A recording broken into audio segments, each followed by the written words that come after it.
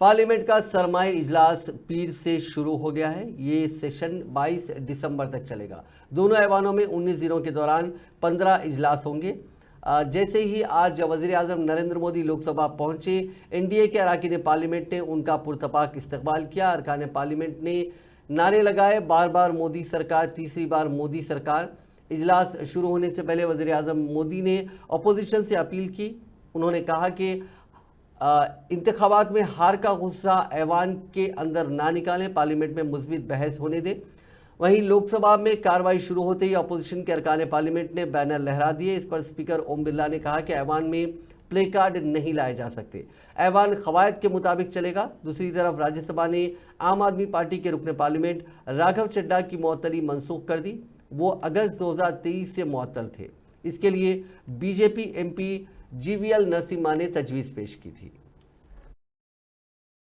तो जो विपक्ष में बैठे हुए साथी हैं, ये उनके लिए गोल्डन अपॉर्चुनिटी है।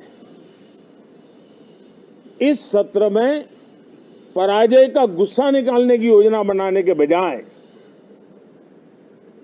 इस पराजय में से सीख करके पिछले 9 साल से चलाई गई नकारात्मकता की प्रवृत्ति को छोड़ करके इस सत्र में अगर सकारात्मकता के साथ आगे बढ़ेंगे तो देश उनके तरफ देखने का दृष्टिकोण बदलेगा, उनके लिए एक नया द्वार खुल सकता है।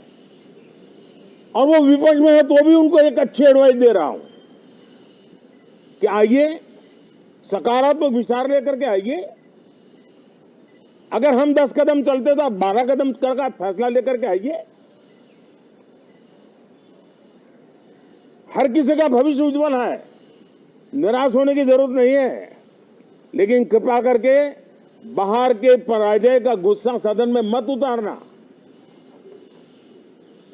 हताशा, निराशा होगी, आपके साथियों को आपका दम दिखाने के लिए कुछ न कुछ करना भी पड़ेगा, लेकिन कम से कम लोकतंत्र के इस मंदिर को